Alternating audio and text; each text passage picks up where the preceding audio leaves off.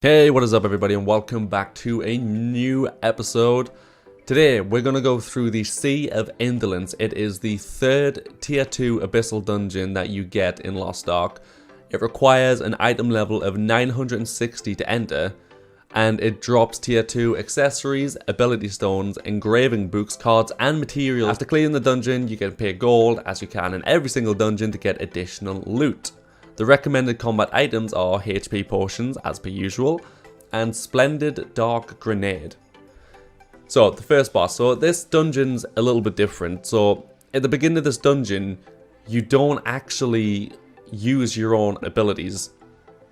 You're in sort of a scuba diving gear type thing, and you use the abilities that are given to you. I think you have 5 abilities altogether that you can use, and that's basically it. You just use them, but you don't have to do the circle of breathing, so that doesn't go down, so you don't have to worry about trying to catch your breath while you're in this dungeon, which is good.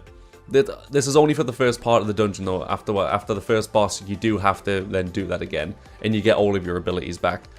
So for the first boss, the only special attack that this boss has, and it's not even a special attack, is basically it summons a mini boss shark. It'll invade the battle around the mid-area, mid-fight. All you have to do is ignore the main boss and focus on the shark. That's pretty much it. You kill the shark, it grants a buff which helps you defeat the main boss. The mini-boss can be stunned, feared, frozen, shocked, and disoriented. So, you know, you can use that to your advantage. So that's pretty much it. You attack the shark once it gets summoned, you defeat it, and yeah, you just continue to attack the boss until it's dead. The boss does have a couple of attacks. They summon shock orbs that are spawned in random locations on the map. If you leave them untouched, they'll explode and leave a small field that damages players, basically. Pretty easy, just, you know, dodge them as you would. It has a move called Triple Breath. It's a Hydra type boss, so it has 3 heads. So it'll spray out stuff, its breath, in 3 different locations. It'll have the little red cone, just avoid the cone, it's pretty simple. A Poison Explosion, the boss will drop a poison on a highlighted area that deals high damage when it hits. So these explosions may overlap, so, you know, just be careful about them, just watch where you're going, and you get a poison puddle. So a couple of puddles will appear in random locations that deal damage to nearby players, and they only last for a couple of seconds, so pretty much just dodge them.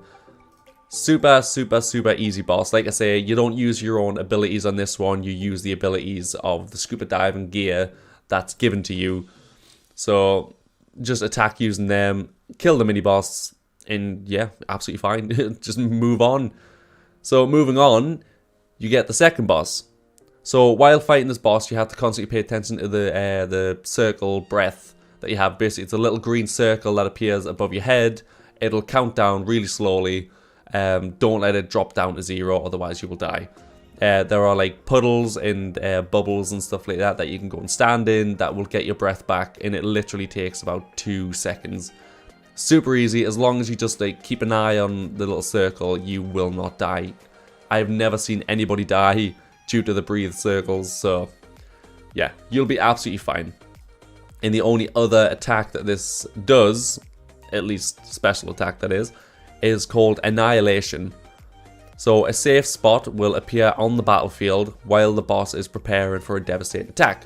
Make sure to ping it so that everybody can see it. After a few seconds, the boss unleashes an attack, which can one-shot everybody outside of it, so, you know, be wary. It petrifies players, and I'm fairly certain I died during this because I just so happened to get petrified as it hit, and then he used it, and I just couldn't get in time, which is kind of devastating, but, you know, there's nothing I can really do. So after the attack is used for the first time, it can be reused in about 40 to 45 seconds, so just be careful, be wary, try to make sure your oxygen's, you know, topped up when it's about to use it.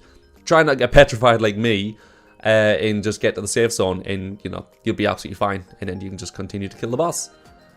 Again, this boss has a couple of small attacks, so it has an attack called Stomp. The boss will stomp on the ground and release a shockwave. Safe spots are at the initial stomp location or far away from the boss. Pretty easy.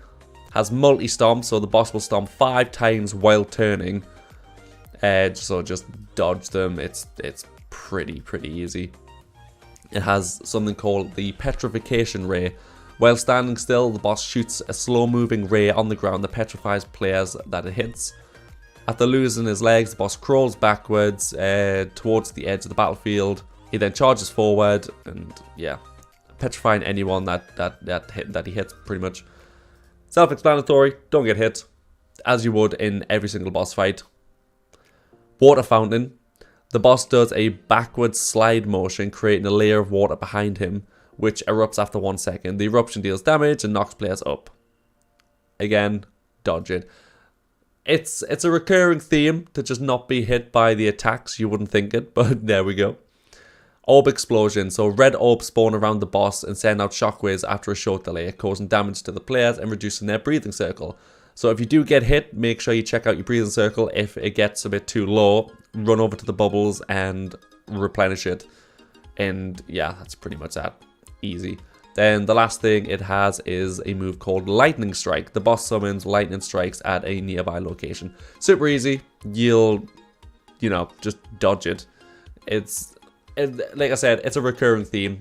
Don't get hit by the attacks. If you do get hit, just take care of yourself. Look at your health. If you're getting too low, use a HP potion. If your breathing circle's getting too low, go over to the bubbles and replenish it. The only real move you have to look out for during this entire attack is Annihilation. Like I said, it'll have a small window where you have to get to the safe zone. If it does petrify you like it did to me, you'll die. So just be careful. And that's pretty much it. Those are the 2 bosses. It's really easy. Like I said, it's a very unique... I haven't tried the other one yet, so I don't know if it is only this dungeon. But it's a really unique dungeon in the fact that you don't actually have to use your abilities for the first half of it. For the first boss, you use the little scuba diving gear that you're given. So it's pretty cool. It's definitely unique. I haven't done that before. Yeah, if you guys did enjoy it, do leave a like, subscribe, and comment. Yeah, hope you guys have a good day, and I'll see you next time.